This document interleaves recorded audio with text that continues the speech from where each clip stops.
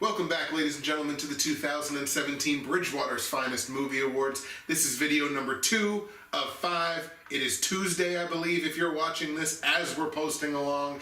And we have now come into our, what we like to call the People Awards. And these are the awards for the Best Actresses, Actors, and Directors of 2017. And in honor of the turning of the tide, hopefully in Hollywood, we are going to kick things off with the ladies' Best Actresses of 2017. So the way that we're going to be handling the People Awards, quote unquote, is for each award, we have each 3 honorable mentions and then 3 award winners for each award.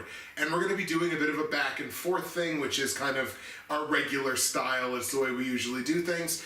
So I'm going to be kicking off the actresses. I'm going to give you my 3 honorable mentions and my number 3 Best Actress of 2017. Then it's going to pop over to Tyler. He's going to give you his 3 honorable mentions and his number 3. And then we'll go number 2, number 1, and number 1. Get it? Got it? Good. So here we go, your Best Actresses of 2017. My honorable mentions for this award go to, and I'm going to pronounce her name the way that I regularly pronounce her name, which is Saoirse Ronan. I don't know if that's exactly how you pronounce the name, but that's how I'm going to go with it. My honorable mentions begin with Saoirse Ronan for her performance in Lady Bird. Also to Julianne Moore for her 2 performances in Kingsman: The Golden Circle, as well as Suburbicon. And my final honorable mention is going to go to Kate Winslet for her performance in The Mountain Between Us. Nobody's really talking about Kate Winslet whatsoever in the award circles this year, but I thought her performance in The Mountain Between Us opposite Idris Elba, they worked really, really well together. I mean, she's an excellent actress just as it is, but she had a counterpart in Elba that was equally as talented as her, and their kind of back and forth is really kind of what propels the dramatic tone of the movie. Julianne Moore, I just love. Like, I mean, if anything, she just keeps getting more attractive as time goes on, but beyond that, she's also an incredible actress, and she kind of got to play fairly similar characters, not similar in intent, but just similar styles of characters in those 2 performances as kind of the main antagonist in Kingsman: Golden Circle, as well as one of the main antagonists, I guess, in Suburbicon, and she got to just play crazy, and that was kind of both of her roles this year, and I think she plays crazy really well. Saoirse Ronan, actually I believe won the Golden Globe for Best Actress for Lady Bird, and I know Lady Bird is getting quite a bit of critical acclaim. Obviously, tip of the hat in that one to Greta Gerwig for writing and directing, but her performance is really excellent opposite, and I can't remember her name. Right. She was the aunt in Roseanne, and I can't remember what her name is now, but they're incredible together as kind of a mother-daughter team. My number 3 Best Actress of 2017 is Sally Hawkins. And Sally Hawkins, this is for her portrayal of Maud Lewis in the film Maudie. Maud Lewis, Nova Scotian painter, suffered from, I believe it was juvenile rheumatoid arthritis. So that's basically, you're basically born arthritic, and it only gets worse and worse and worse kind of as your life goes on.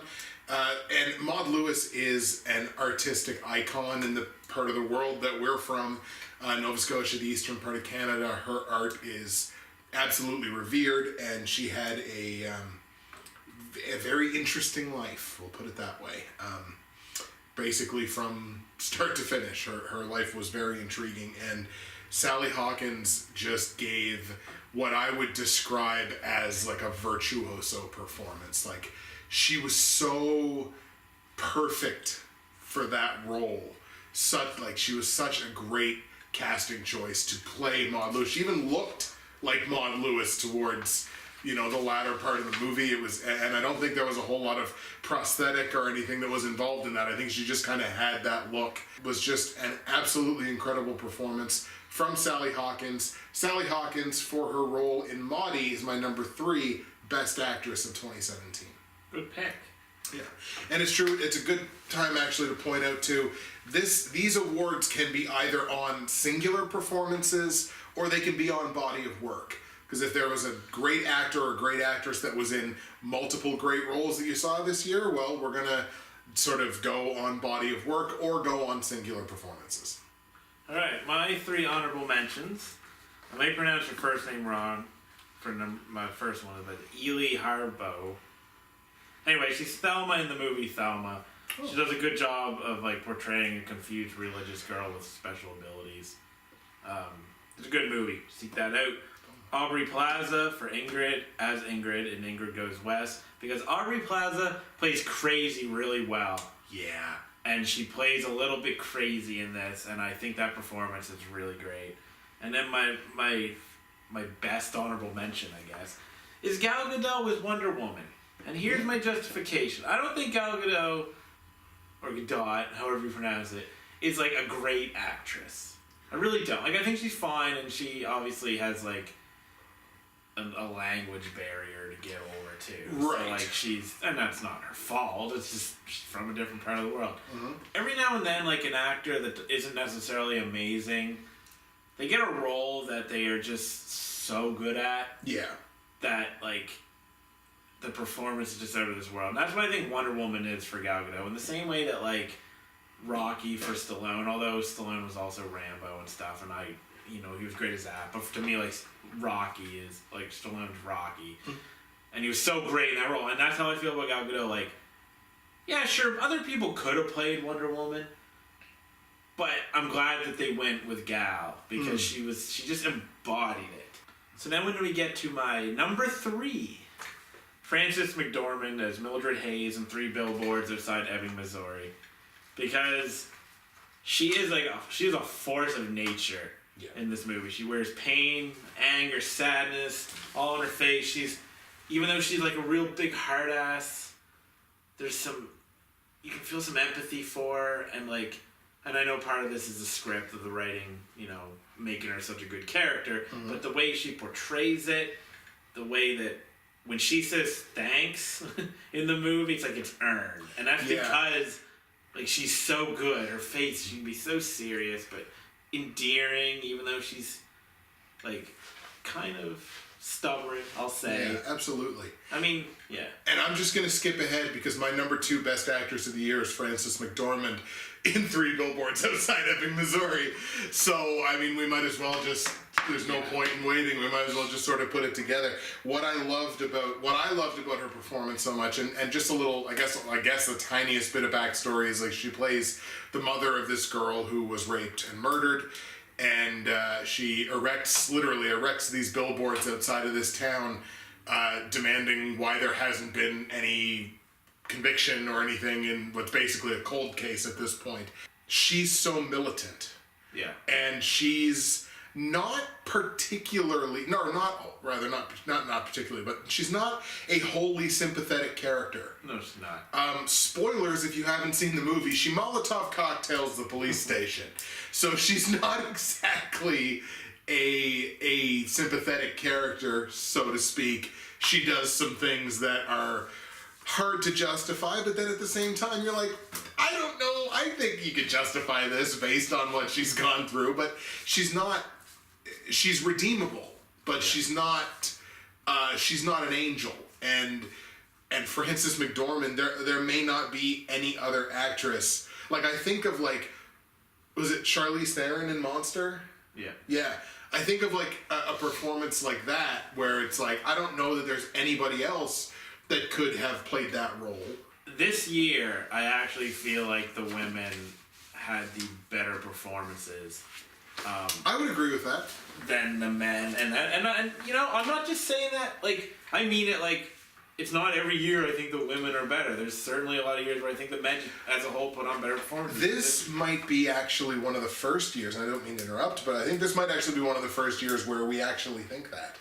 Yeah, because a lot of the time we've even said, like, you know what? I just think the female performances were weaker compared to the male ones inside this year. But no, I would agree with you. Yeah, like this year they definitely brought it, and Frances McDormand easily could have been the top spot, but this was one of the hardest lists I had to make, was like listing the 3, because there's so many good performances. The fact that I didn't put Ronan on my top 6.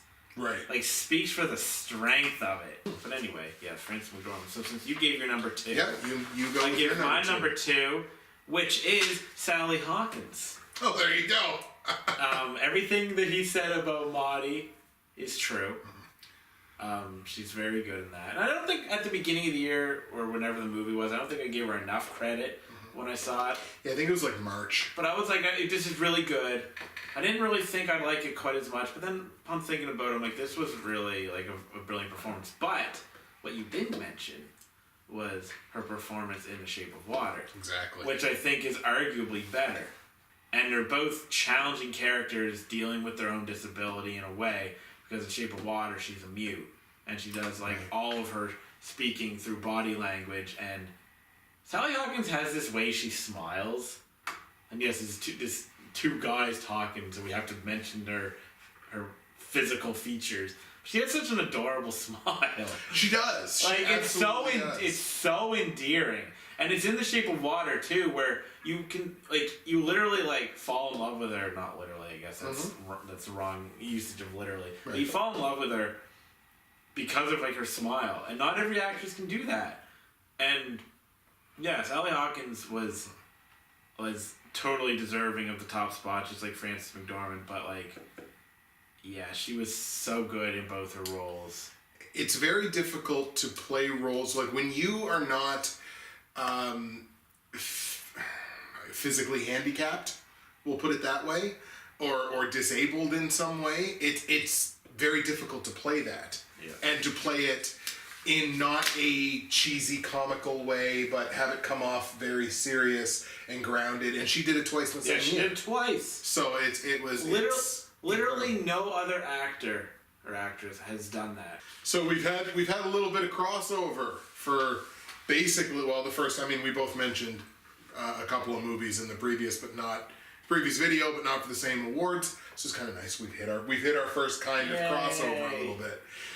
My number 1 Best Actress of 2017 is Jessica Chastain. Jessica Chastain gets the win for me based on 2 feature films that she did this year where she played arguably the lead roles. Those were The Zookeeper's Wife as well as Molly's Game. And what I loved so much about Jessica Chastain's year was that it wasn't just 2 great performances, it was 2 great non-fiction performances. It was 2 portrayals of 2 people that actually lived and actually existed. And it's 2 completely different people, obviously in different time frames. In The Zookeeper's Wife, she plays Antonina Zabinski, who's attempting to hide not only animals, but Polish Jews, trying to hide them from the Nazis during the Polish occupation in World War II. And then you have Molly Bloom, who was an American Olympic-level downhill skier who suffers injuries. I think she was born with a spinal cord, a curved spinal cord or something like that. She's injured, she can't ski anymore, and she goes from that to becoming this high-stakes poker entrepreneur in Los Angeles and New York. And just an incredibly driven performance in that movie as well. So it's 2 drastically different performances, non-fiction performances, but what tied those 2 performances together was her brilliance, was Jessica Chastain's brilliance, the subtlety of her performances, just Jessica Chastain can do more with kind of a raised eyebrow or just very subtle kind of facial expressions than a lot of actresses can do across entire performances. Brilliant performances, composed performances, absolutely dominant in every second of screen time, I would say, in both of those movies. So for Zookeeper's Wife and Molly's Game, Jessica Chastain is my number 1 Best Actress of 2017. I only saw Zookeeper's Wife, and she was good in that. Yeah. That's all I have to say. So my number one is Daphne Keane in Logan. There you go. So Laura / X-23. see, now Hawkins might have put in better work this year, like objectively, quote unquote. Certainly as body of work. But the thing that like I'm willing to give a child a performance nod because I find it's just more difficult for them. Right? And it amazed me because she was able to hit these like sympathetic levels, but then she would switch over to extreme violence. It's true. And she did it mostly not really like saying anything. So she talked a little, time went on. But at first she didn't really say a whole lot. And like I still remember a scene when they're like the bad guys show up and they're invading the little spot that they were staying, and she's like in the house at the table, like eating cereal, and they come in and she has this like look in her face like some shit's about to go down. Like she's so disgusted that they're even here. And it was the first performance of the year where I was like, this is a great performance, and this will probably be up for a nomination by the end of the year for me. And it turns out it was favorite. #1. Yeah, it's my favorite because I don't know where her career goes from here. I know she was in a show before, which I never saw. So to me and a lot of people, this was like her coming out party. Mm-hmm. And I know, I looked it up, she is doing, I think, a movie next year or something, so I'm going to look forward to it because I want to see where she goes. She's in a movie with Hugh Jackman playing a role that he is so good at that people can't even imagine someone else playing that role. Exactly. And then Patrick Stewart playing a role he's so good at. Exactly. Where, like, it's not necessarily his most iconic role, obviously, but it's one of them. Yeah, like, absolutely. Like, I look at him, I mean, because, I'm more of a fan of, like, X-Men than anything else he's done. So I look at him like he's Professor X. But, like, you would see people nominating him for the acting performance, because I've seen a couple people say he put in one of the best performances, but Daphne Keane was better. Well, and kind of going back to your point about kids, for the longest time, one of my honorable mentions on this list was going to be Sophia Lillis in It. Oh, yeah. Because, like you say, like, the kids' performances always kind of get bumped up a little bit. Yeah. Because it's like they're, like you said, they're kids. They're not supposed to be this good already. All right, now I guess we got to talk about the dudes. I know. Time to talk about the best actors of 2017. All right, so I'll start this time. So my honorable mentions are, and I apologize if I pronounce any of this wrong because there's like some Japanese names, some Korean names. It's gonna happen. I can't pronounce names anyway. All right, so number 3 is Jin Woong Jo as Seung Hoon in Bluebeard because he had to be both sympathetic and crazy. I like fun performances, like when you pull off, you got to be a little sympathetic but then a little crazy. Right. And he was both of those things. Number 2, Robert Pattinson as Connie Niquez. Wow. Whatever, in Good Time. Mm-hmm. Not even a huge fan of Good Time. I think it's actually an overrated movie because it's getting mad love like all across the board. And I thought I would also love it. I don't think the movie's amazing, but I'm not going to say that he didn't put on an intense, like, compelling, energetic performance, because he did. Wow. So, like, that's a good thing about these types of awards, right? Like, you don't have to love the movie to think that guy put in a good performance. True. And that's what happened here. And my number 1 is, and this is a weird one to give, James Franco as Tommy Wiseau in The Disaster Artist, because now he's got allegations against him. But anyway, I mean, you're right. Like, it's a weird one to give, but you're stuck between a rock and a hard place because it goes back to not to take this back to pro wrestling, but I'm going to just for a tangent. It takes you back to the Chris Benoit question. Chris Benoit did horrific things to his family and to himself. As a professional wrestler, Chris Benoit is one of the greatest technical professional wrestlers of all time. Can you acknowledge that given everything else that was in the personal life? And I say yes. It doesn't excuse those things. It doesn't dismiss those things. Nothing. It's me acknowledging that as a professional in what he did, he was one of the greatest of all time. And he did some terrible things. Yeah. So, in the same vein, you're like, look, Franco had and he did. Franco was Tommy Wiseau. Yeah, he did a great impression of In the same way that Sally Hawkins was Maudie, James Franco was Tommy Wiseau. And it lent so deeply Tommy Wiseau because that's just what James Franco is. He just lives and dies in his role. So we can acknowledge that James Franco had an incredible performance as Tommy Wiseau, and he may have allegedly harassed or whatever. Yeah, and that's not okay. But we also have to acknowledge that he was a great performer. Yeah, he's easily the best part of the movie. Last honorable mention. But then my top starting off at number 3 is Hiroshi Abe as Ryota Shinoda in a cheater pick called After the Storm. Mike Shinoda? Yes, Mike Shinoda. Right on. His brother. Hiroshi's performance was like more downbeat. Doesn't call attention to itself. Very humane.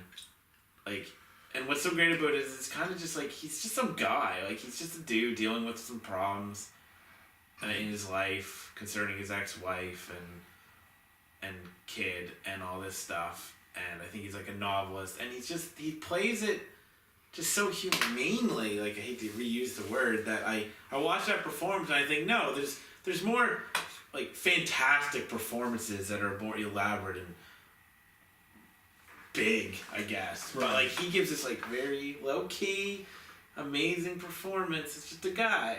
Didn't really see a lot of people giving love to this guy who like lived in that role so well. So, yeah. Wow. Okay. There you go. Spotlighting underappreciated performances. Japanese movies. Exactly. He's the foreign movie snob. All right, so my 3 honorable mentions for Best Actor in 2017 are going to go to Ethan Hawke for his performance in Maudie. He played opposite Sally Hawkins as Maud Lewis's husband, who was, I believe, a fishmonger. I'm pretty sure he sold fish door to door and was a bit of an abusive asshole to her for basically most of her life, but or most of the latter part of her life anyway. But I mean, Ethan Hawke played it incredibly, and Ethan Hawke has one moment in that movie where it takes the audience from, and this is how much command the movie has over its audience, from laughter to abject silence. I can't remember that part, but I remember that part happening. Yeah, it's they're outdoors, and someone's trying to buy one of Maudie's paintings, and Maudie makes a joke, kind of at his expense, and he just walks over and backhands her. Yeah, I remember that. And everyone's laughing, and then immediately just, oh. So I got to give Ethan Hawke props for that. So he's the first of the honorables. Second honorable mention is going to go to Bill Skarsgård in It. He plays Pennywise. Very different interpretation of Pennywise, different performance of Pennywise, but I felt that it was pitch perfect for the tone of the movie, for what they were trying to do with the movie, make it less campy, less comedy, more dark, probably better suited to the climate of an audience in 2017 than the original is very much in early 90s, late 80s, early 90s, and that's fine. This one more grounded in the modern, and Skarsgård I thought was incredible. That's an interesting one, because that's like one of those ones where I kind of considered, like I had it in my long list of actors to consider at the end of the year, where like I considered it, but I just wasn't sure like how much of it was him. You know, but I don't get me wrong, like it's awesome. Yeah, it's most definitely awesome. CGI assisted, but yeah, but it's awesome. It's a good pick. I didn't pick it for. I think too, in like the tone of the voice and the way his lines were delivered and everything like that. Like I pretty much loved everything about his Pennywise. Oh, so, me too. Yeah. I'm not trying to shit on the pick or whatever. Right. It's great. And my last honorable mention for this year goes to one of my boys, and I feel like I know he's been an award winner with me before, Mr. Woody Harrelson. 2 performances this year where he was excellent. He was the police chief in 3 Billboards Outside Ebbing, Missouri, and he was also the general in War for the Planet of the Apes. Oh yeah, I always forget that he's in that. Yeah, and 2 very different performances. One in 3 Billboards, very subtle, kind of a guy caught between a rock and a hard place, really, with, you know, I think obviously a sympathetic character. Something obviously happens towards the end of his character arc in that movie, and then you have a not really sympathetic character at all in the general in War for the Planet of the Apes, but he is so pro-ape fit so well in that role and as that character. Like, he was excellent in that role. It has these great interactions with Andy Serkis that are just, their back and forths are so good. My number 3 best actor of 2017 goes to Idris Elba, and this is entirely on body of work. This is an interesting pick. Yeah. And here's why it goes on body of work. Idris Elba was in 5 films that I counted for this year. Molly's Game, Thor Ragnarok, The Dark Tower, The Mountain Between Us, and 100 Streets, which is a 2016 cheater. Don't even know what that is. Even if you don't count 100 Streets, because people don't do cheaters the way that we do them. No. Or the way that I do them that I've forced you to do. Even if you don't count that and say like, oh no, that performance was 2016, leave it alone. It was 4 vastly different characters in both lead roles and support roles, and in every instance, whether non-fiction or fiction, he is believable, talented. He's a character specifically that you can invest in every single movie. And if you count 100 Streets, it's 5 vastly different characters where he performs very well. He's talented. You can invest in him in every single one of the movies, whether he's a lead role or a support role. Idris Elba, the hardest working man in Hollywood, apparently. My number 3 best actor, sorry. Look, can I say one thing Absolutely. that's unrelated, but Of 2017. one of my picks, and I knocked him off right at the final hour, for this reason, was John Bernthal. Okay. Because now I don't have the list in front of me anymore, but Baby Driver, Yep. Wind River, Right. Pilgrimage, Right. I mean The Punisher, but we can't include that, but he's awesome as a But Punisher. we will, because he's the Punisher. There's like 2 or 3 other movies. Shot Caller. Okay. He was like the same kind of guy where like, now mind you, he didn't do a lot of lead roles. He was more, he's always really been more, but it's like Idris Elba. He's never the bad part of the movie. Like, remember Baby Driver, us both being like, wish Bernthal would have had a bigger role. Yeah. And like, I wish Bernthal would have been Jamie Foxx. yeah, like Elba, like, and I was the same, like, I was the same way. It's like, he's always fun. He's never the bad one. Like, you can hate a movie. He's not the issue. No, exactly. So, I just wanted to give some love for Bernthal because this year has really, especially, kind of become this actor that I just like seeing. This is a final hour one. This is, I think, the one that knocked out Bernthal. Dang. You KO'd the Punisher. Yeah, because once he got put on there, I had to move all the ons up one, and then he got knocked out. So Harry Dean Stanton, in his final role, which is sad, as Lucky in the movie Lucky. I'm gonna be honest. I have a bias in when I look at like movie performances of like this. I like the old man who's lost it all, or old woman, man that's lost it all. He doesn't like even really do a whole lot in this movie, like in the sense of like his character. Right. But he kind of just walks around doing his rounds, his routine in the town, and talking to people and stuff. But the way he reflects on things and he carries himself with such integrity, even though he's kind of in his final period of time, he's like 90. Performance very subtly moving. Again, it's not one of those performances that calls a lot of attention to itself. Right, it's not going to jump just out there. at you. He's just there, but I thought about it after. I'm like, it's so great. And yeah, that's it. Lucky's a great movie that people should see. Yeah, it's not the that's most what it exciting is. movie in the world by any means, but it's full of, like, it has my David Lynch pick there for best character. There you go. It has one of my best performances.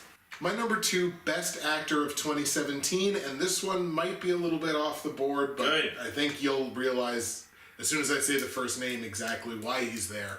My number 2 is Andy Serkis. War for the Planet of the Apes, Caesar.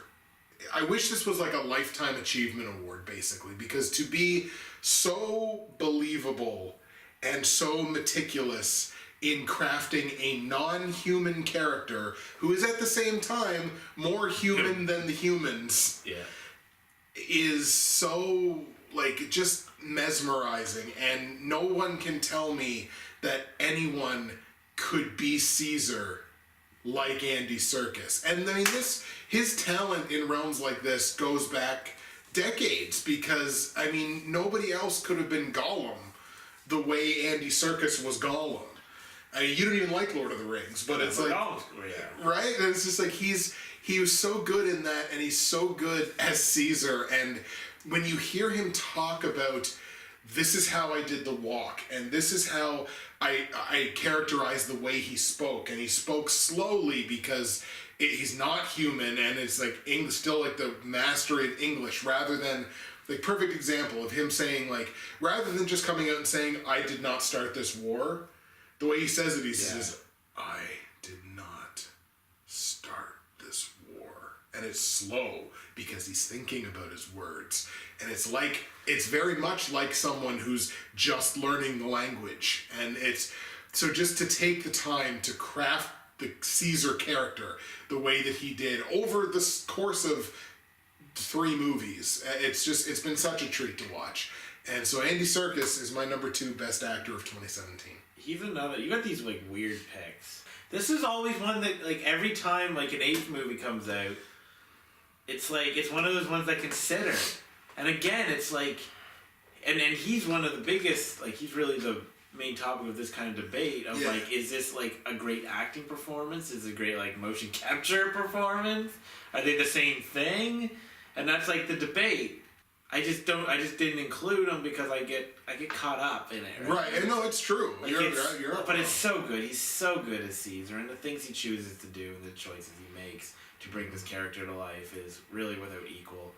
Caesar is one of the most sympathetic characters of the last, like, absolutely 10 years or whatever. Oh yeah, no. And he's not even a human. So, alright, so my number 1 is someone you talked about earlier. James McAvoy is Kevin Wendell Crumb in Split. So my number 1 is James McAvoy. How interesting is it? Not only as Kevin Wendell Crumb in Split, but also for his performance in Atomic Blonde. Yeah, I didn't do it. It's mostly for Split. Like, I like his performance in Atomic Blonde as basically a Russian not Russian, but as a triple agent. Yeah. In like post-Cold War Russia opposite Charlize Theron. He's good in that performance, but let's be honest, it's mostly for Split. But the way that like the way that we decide on these People Awards is, again, body of work or individual performance. Yeah. So him putting in another decent role only complements his chances of being included, because Absolutely. We aren't basing it on just one role.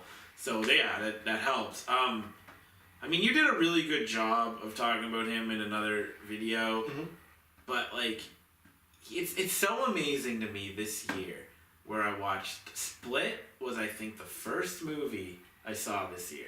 It was pretty close. Really early. It was like January. And I come out of it being like, all right, we have an awesome movie. Right. We have maybe the best performance of the year. Right. And then not only that, but then like we got Logan, so like my female winner was early in the year. True. And like they've been locked in. Yeah. Not locked in, but they've been the people to beat since the beginning of the year. Exactly. And McAvoy totally, like, he's a good actor anyway, but the way he brought this character to life, it was like actors, you know, they play one character. Nah, he just plays a whole bunch. We get to see him again this year in the new X-Men movie.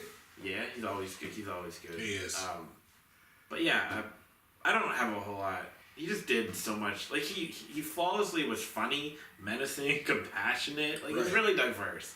And while maybe he didn't do the single characteristics as well as, like, somebody might have, like Daphne Keane or whoever played like one or two things really well. Maybe he didn't do it one thing quite as well as some other actors, but he did it all. Right, yeah, exactly. He did all of the things. and that is a great performance that I don't know if that's getting a lot of love in like official like I don't think like so. Golden, like didn't get a Golden Globe thing, and I No. don't think it's getting a lot of love because I think the fact that Split is what it is will stop it from that. But that's a shame because this performance is great. And it's also the stigma of, and I think you and I both subscribe to this, nothing good comes out in January. Yeah. Like, if it's good, quote unquote, or if people think it's good, it comes out in December. Yeah. For the Christmas crowd. Or it comes out in February, March. Yeah. Like, that's kind of the idea. Like, nothing good comes out in January. And then you had Split. And so I think studios were just like, I don't know how people are going to like this. And, like, we watched it and we're just like, this doesn't feel like a January movie at all. So maybe that's Hollywood bucking the trend of only crummy things coming out in January.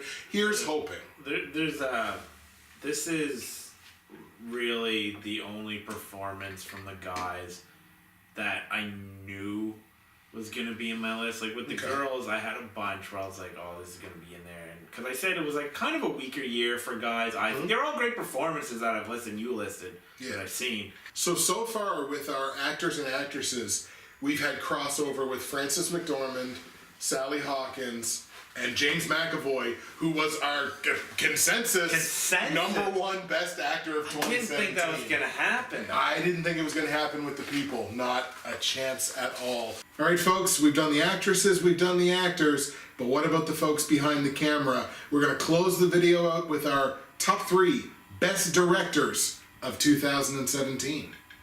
Can I say one thing? Yeah, with absolutely. directors. Don't really don't have to say it to any like serious moviegoer, but we choose best director to encompass all of the work. Because we don't want to be like best cinematographer, right? Best DP, like all that, like. But we just encompass it with best director. I feel like that's important to say. It is, yeah. It's important to point out that like the director has their figurative weenie dipped in everything. Even if they're girls, because it's just like you have to have a finger in everything about what's happening on your movie set. That's what we take into consideration. Yeah, for like there's a reason that like the Oscars don't always like televise certain awards and stuff because the technical awards. As important as this all is, people just aren't as interested. Like it's true. Even like ourselves being well versed in movies can't list off all these great costume designers and stuff. We just appreciate their work. We don't necessarily know their name. So I'm going to start things off, and of course we're starting off with our honorable mentions. So my 3 honorable mentions for best directors of 2017. The first one is Andres Muschietti, who we talked about before, for It. Second one is Martin McDonagh for 3 Billboards Outside Ebbing, Missouri. Perfect. And the third one of my honorable mentions is Christopher Nolan for Dunkirk. So Andres Muschietti, again, I like I say, the It that Muschietti, and again, I know I'm butchering his name. I think it's actually Muschietti, but it just, I don't know. So Andy Muschietti, the way that he brought together like a modern version, a modernized adaptation of It, but didn't have to, like, didn't make it cornball. Like, he could have very easily made it cornball, but they're like, no, we want to make a bit of a grittier version of It with a different interpretation of the Pennywise character. These great kid actors, and he got the best possible performances out of all of them. And just the tone and the feel of that movie made It incredible. Martin McDonagh, I mean, what else can you say about 3 Billboards? It might not be the prettiest looking movie, but it's a pretty looking movie. And the tone of 3 Billboards, like from the second that movie started, I was like, okay, some shit's about to go down in this movie, and it's going to get real dirty before the end. And that's the way the whole tone of the movie, like I was not, it wasn't dread, but it was just like tension. Like, it was like, okay, what is really going to happen here? And the performance, obviously, I mean, it's a great gift to any director to get somebody like Frances McDormand as your lead actress, and to get somebody like Woody Harrelson. And then Christopher Nolan, I think, might be the one that would maybe come out of left field. for some people, because I said I wasn't exactly the biggest fan of Dunkirk. It wasn't its own best version, but that's a movie that if you're gonna watch that movie, you needed to have watched it on a big screen. The at-home experience is not going to be the same. But what that movie is technical brilliance. It's filmed so perfectly. The sound design is so perfect, and Nolan is so good at what he does. It just doesn't necessarily mean he makes complete films, but based on what the technical mastery that I saw in the theaters that day, it was enough to knock him up to an honorable mention. Now, did you want to say anything about my honorable mentions before I go on to number three? I want to say something about Martin. Okay. Old Martin. I've been singing the McDonald's, whatever. The brothers. Parking Yeah, lot. McDonald's. I've been singing because they're brothers. Mm-hmm. I've been singing their praise for a while because I think they are both maybe the best writers working today in movies. Their ability to be like mostly a lot of pitch black comedy, but as Three Billboards showcases, you can actually get some emotion out of it. But like you look at their movies, right? And I think the strength is the writing. And I think I think Three Billboards looks like a good movie. Like it's directed well, great performances, and that's all part of directing. So you could give him the award. But see why I didn't? Because I considered him. I think what makes that movie is the writing. Like if you're like best screenplay, easy, that movie wins. And they win every time, almost every time they put out a movie, they win. That's why I didn't pick it. That's all I really wanted to say, because like I did think about it, but I was like, but to me, it's like when you watch like a Kevin Smith movie, though they're entirely different. People be like, Kevin Smith movies don't look good, whatever, I don't care. You don't go, Kevin Smith's movies are great because the directing's great. Now, Martin did a better job directing Three Billboards than Kevin Smith does. And we both love Kevin Smith for the record. Yeah, absolutely. But like, I look at a Kevin Smith movie, I love his movies because the writing is good. Yeah. My number 3 best director of 2017 is Denis Villeneuve. Denis Villeneuve this year, of course, brought the Blade Runner franchise back to the big screen in what's a sequel but not a sequel. It's a sequel. It's a sequel, but he doesn't describe it as a sequel. Yeah. So it's weird. It's like it's a sequel basically. So he directed Blade Runner 2049. Obviously, Ryan Gosling, incredible choice to play his main character. It was a movie that I'm so glad I went back and watched it a second time. And I don't want to talk too much about the movie, but that movie is so goddamn beautiful. And the performance that he got out of the subdued performance that he got out of Ryan Gosling, who is a Canadian national treasure. Gosling is one of my boys that I wish I would get to talk about more, but I can't because he didn't really put in like the right. He's one of those actors I'm always hoping I can put him in the best actor, like Denzel. I always hope, but he didn't do much either. He didn't do anything that I saw this year. But oh no, fair enough. But Ryan Gosling. But I think it's the mark of a great director that you can take a franchise or a piece of intellectual property or something that we've already seen and do a sequel or something else within that same universe that both pays great homage to your source material and arguably surpasses it. Arguably surpasses the original. I would argue that this movie probably a little bit better than the original Blade Runner, but Blade Runner 2049, I would argue, even though it wasn't as good as I wanted it to be, was still like, it's such an accomplishment to do what Denis did with it. So Denis Villeneuve is my number 3 best director of 2017. Old Denis. All right, let's cut it with his shit. Move on to the real picks. All right, so my number 3 honorable mention is this. I think it's his debut, but I could be wrong. His name's Brendan Muldowney. Okay. And he did this movie called Pilgrimage, which I probably like a little more than people, but most people, at least according to Criticker, nobody liked it quite as much as me, I don't think. It wasn't like this amazing movie, but I quite enjoyed it. And it's basically just like a religious theme movie of these people on a pilgrimage. And it's kind of violent and stuff, but it's one of these movies. I picked it because I wanted to spotlight a director that's not getting any real love, and if you take a movie that might not be great, but you direct the shit out of it, he's got like wide shots and he makes the movie look really good, you can up this movie. You can make it look so good. Like Refn. Like Nicholas Winding Refn has made a career of that. Like his directing is so good.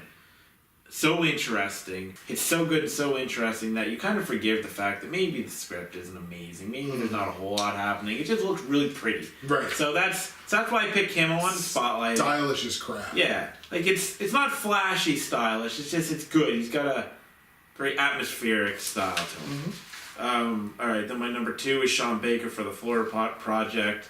I won't say a whole lot. I just love that I saw one movie by him. I think it was called Tangerine, and it had an interesting gimmick. Oh, I think I remember them. And I didn't think the movie was great. I thought it was okay. I appreciated the gimmick, the way it was shot, but I didn't think the movie was great. Florida Project was, and just to make it short, he treats this movie like he's a voyeur, and that was a very appealing. His usage of color, very appealing to me.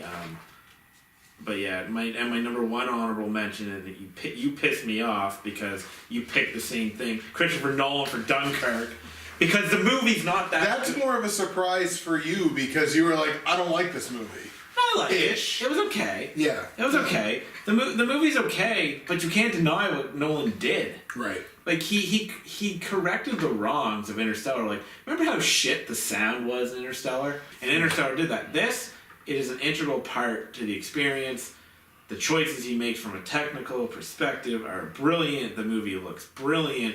It's one of the best looking movies of the year. So for my number 3 is, I might fuck this up, I don't know, Yorgos Lanthimos for The Killing of a Sacred Deer.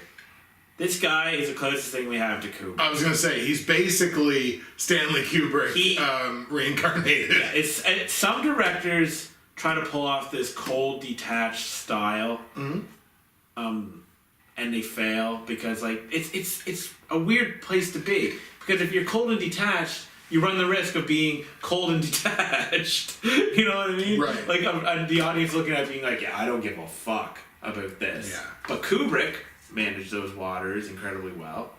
And Lanthimos, I don't know how many movies I've seen by him. I think I've only seen The Lobster. I've been meaning to watch Dogtooth.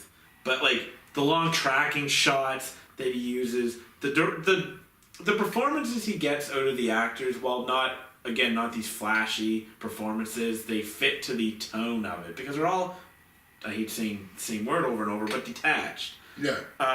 He's also a voyeur, often zooming in on people, but yeah, I like the way he makes hallways seem really long, like a long, difficult passage to where the people have to be. Like these hallways go on forever. It's true. Because Lanthimos is so good, and his coolness is so endearing. Yeah. That I had to show love. The only thing that he didn't do to pay homage to Kubrick was have a climactic scene in a bathroom. Yeah. That's the only thing that he didn't do. And the rest of it is just like, I'm watching it because I'm a huge Kubrick fan. Like Full Metal Jacket is, I think, one of the best movies ever made. 2001 over here. 2001, of course. But like, I'm watching it and I'm just like, did Kubrick direct this? Like, did he direct it like 15 years ago or however long ago it would have been? Like, I don't want to make it seem like he doesn't have his own identity. No, because he does. No, you're right. He does, and we both said it's like a Kubrick movie. I started off with that. He does have his own identity. The performances he gets out of actors are different, for one. Yes. My number 2, Best Director of 2017, which may be the first one that I think you might take issue with. Yay. Is Edgar Wright. See? There's a look on your face. And here's my thing. It's Edgar Wright for Baby Driver, and like I like Baby Driver a lot more than this guy does. I believe. You do easily. The scariest thing to me is like Baby Driver is nowhere near Edgar Wright at his best. It's not even close. Like it's not really in the ballpark. Edgar Wright can be extremely stylish. In this movie, he's stylish, but he's not as far as he can be. There's good performances in the movie, but it's not the best that he's ever gotten out of somebody. I attribute, and this is my own theory, I attribute it to the fact that this is the first movie that Edgar Wright did that was mostly made in the U.S. And that's not to say that making films in the U.S. is bad. Like, that's certainly not saying that, but the tone of everything is different. So I attribute that to the fact that it's his first mostly U.S. made movie. But I think the cast in that movie is incredible. I think he gets not necessarily the most out of the cast, but he gets really good performances out of the cast at the same time. I think the screenplay is excellent. I like the screenplay, I think, quite a bit, maybe even quite a bit better than you do. There's certain elements in it, like the music playing in tune with footsteps and gunshots and stuff. Like, that's not unique to Edgar Wright. It's been done plenty of times before, I think. But he executes it incredibly well. And from the second that Baby Driver starts, I was like, this movie is just cool. Like, this is just a cool movie, and I'm going to enjoy this. And I did enjoy the hell out of it. So Edgar Wright is my number 2 best director of 2017. I don't want to, like, hammer on too much about Baby Driver, but I will say this. Yep. I like Edgar Wright. I like Edgar Wright a lot. Hot Fuzz is one of my favorite comedies. Shaun of the Dead, also up there. Mm-hmm. But you know what? I made a disgusted face. It's a good pick for best director because the directing was fine, the way he used music and all that. That was good. I just don't think the movie's that great. I think it's fine. I think it's fine across the board with some great scenes. Right. There's some amazing scenes in there, but there was too much crap in between that I just didn't give a shit about. But as a director, I can hate on Wright. I like him. My number 2 is Guillermo del Toro for The Shape of Water. Guillermo. Papa Guillermo. Can we just talk about briefly, did you see his Golden Globes speech? Yes, I did. My God, that was beautiful. It was so good. Like, I wanted to cry. So, is he the first person in the history of an award show to just be like, stop playing me off, and they stopped playing him off? It was a beautiful speech. It was such a good speech. If you haven't seen it, just go. Yeah. Go now. YouTube that. Fuck this video. After you finish it. No. No. After you finish us. Then come back. We love you, Papa Guillermo. I'm sabotaging this video. No, but okay. Why can't you just accept success? Sorry. Here's what I gotta say about Del Toro as a whole. He doesn't always make amazing movies. Mm-hmm. I think like Devil's Advocate was fine, but I think it suffered from the fact they saw Pan's Labyrinth first and they kind of mined similar territory. Yeah. Me and you, I think, both really liked Pacific Rim. I know a lot of people don't, yeah. but we really liked it, so that's fine. Crimson Peak left me feeling a little cold. Not a bad movie. I know you like that more than me, but my problem with that was more so the script. So my problem, I don't ever hate his directing because I think he's a great director. His movies aren't always great, but when he's on, he is so on. Oh yeah. Like, it's dangerous how good he is. While not Pan's Labyrinth. Mm-hmm. This is his second best movie. When he's allowed to just deal with monsters and tell a story about monsters, he's a hard director to beat. It's a beautiful, beautiful fantasy movie. He gets some of the best performances out of everyone. Michael Shannon was great in it. Sally Hawkins obviously mentioned earlier. So I'll just finish it by saying, when Del Toro's on, it's special, and we should all be thankful that we get to see it. My number 1 best director of 2017. I think you could probably, if you thought about it real hard, you could probably guess it at this point. But my number 1 best director is Matt Reeves. Matt Reeves, of course, directing War for the Planet of the Apes. And I have to quote this because it was kind of how I felt. Quite frankly, it was kind of how I felt at the beginning of the first one of these movies, which was not directed by Matt Reeves. But Matt Reeves has done the second and the third one. You can see the quality go up. Yeah, but don't get me wrong, that first one was Wyatt, great. I believe, directed the first one. You're right. You can definitely quality has see gone up. You can see that for sure. But like going into the first movie, I was like, kind of in the back of my head, I was like, yeah, okay, sure, make me care about a movie about monkeys. Well, Matt Reeves has done it twice. Matt Reeves took this series, and this movie specifically, but this series, this franchise, and I believe that the Apes trilogy is the most complete trilogy that I've seen since Lord of the Rings. And I mean, Lord of the Rings closed in 2003, so that was 15 years ago. It was just depressing to think of how long ago the third Rings movie came out. But it's like the most complete trilogy of like the modern era. You can I guess you could say modern era if you can. Maybe not. I don't know. Who knows about eras? But who knows about eras? The BridgewatersFinest Movie Awards. How do they work? There you go. But like, I look at this and Matt Reeves with this particular movie performs the cinematic equivalent of the wedding sand ceremony. Are you familiar with this idea? No. The sand ceremony. So in the sand ceremony, you have this like big glass, basically just this big glass tube that's got nothing in it. And all around it, you have these smaller like little vials filled with sand that's all a different color.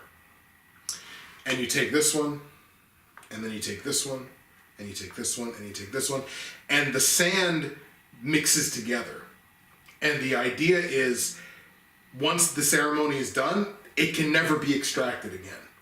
It's become something entirely different. It's become the sum of its parts, and it's become something entirely different that can then no longer be separated.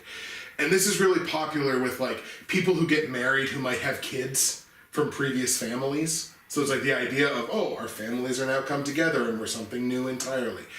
In this movie, I feel like with this movie, Matt Reeves has performed the cinematic equivalent of that, because every element in this movie, you can go down to the most minutia elements in this movie, not only comes together, and like there's no part of this movie that is weak. There's zero weakness in this movie as far as I'm concerned. And you can see all these different elements. Not only are they not weak on their own, but they're complementing everything else. And everything in this movie comes together and caps what I believe is like the most investment, like I said, the most investment worthy and one of the best and most complete trilogies of my time as a movie watcher. So it was undeniable to me when I walked out of that movie that certain things were going to be the case once the awards came around, and this was going to be one of them. Matt Reeves, my number one best director of 2017, and that movie's gorgeous. It is gorgeous. I might agree that it's one of the best trilogies since, I don't know. And luckily it looks like it's going to stay that way, because I guess we're not getting any more. Because of, what happens at the end of that movie. It's a great trilogy. Matt Reeves was on my list of directors to consider, but I didn't give it to him. But my number one is Denis Villeneuve for Blade Runner 2049. Okay. Because this guy makes art, like just art, like it's incredible. Like you were saying how beautiful it is, and you're right. Like I said this really even before I went in, just looking at the trailer. But once I came out of the movie, right. I said, like you could take any shot from that movie and put it on your wall as like, right. And it's as a pic, and it's so beautiful. That movie is astoundingly beautiful. The one shot, well, one of the shots, I should say, that really stands out to me from that movie is, and this isn't really a spoiler, but Ryan Gosling is standing on this bridge, like bloody and kind of beaten up or whatever, and there's just this big projection of this naked woman. Yeah. And that's one of the things in this movie where it's like women are almost, well, they're basically seen as, this is not a criticism at all. This is a feature of this movie, and this is just what the universe sets it up as, that like women are essentially trophies. Yeah. And it's just this giant projection of this naked woman. Yeah. That's just kind of like, and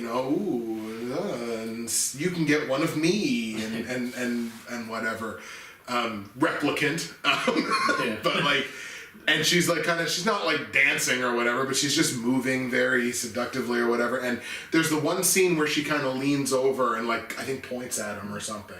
And it's from side on, and you just have Gosling's tiny body and this giant projection of a naked woman. And it's like that, if you freeze frame that itself is a piece of art. Oh yeah. Well, there's his usage of lighting, like Gosling walking down the street. I think it's raining, and the way he uses light is brilliant. The opening shots, like the opening scene of the movie and stuff, like it's just the way he uses empty space to just be beautiful. It's like you can hate this movie or whatever, and that's fine, but to deny what Villeneuve did, like it could be his. No, it is his best looking movie. It's not his best movie. I think it's Sicario personally, but it's definitely his best looking movie. Last year, or well, I guess 2016 because we're in 2018 now. In 2016, he released Arrival, and I gave him Best Director in my own awards. Oh, so every time he releases a movie, he's basically Best Director. I didn't know if I gave it to. I don't know if I gave it to him for Sicario. I know we did a video. It'd be interesting to go back and see if I gave it to him. Because he might be on like I think he was in your top 3. I know he was in there. I just don't know if I gave him the top spot. Right. But basically this guy's shitting out some of the best directed movies. He's just like, hey, here's another one. It's true. He's not my favorite director working today. Because there's one that I fanboy for. But he's one of them. He may, he's one of them. Maybe objectively the best. Yeah, like he's one of them for sure. Wow. And I thought that might be the case as soon as I saw Blade Runner. I was like, for all intents and purposes, I cannot deny how this looks.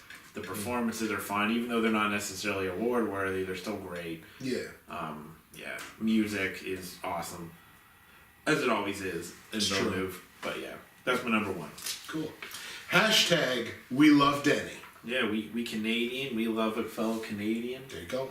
All right, folks, there you have it. Our best actresses, best actors, and best directors of 2017. Make sure you come back and join us tomorrow, or if you're watching a few weeks from now, then you can just head right on over to the next video. It's what I would argue is probably what our co-main event of the movie awards, aside from, of course, our best movies, which is going to be coming up later on in the week. But we're heading into our top 5 worst movies of 2017. It's one of the ones we have the most fun with because, hey, bad movies deserve to get shit on. Here it comes in the next video. See you in a few minutes.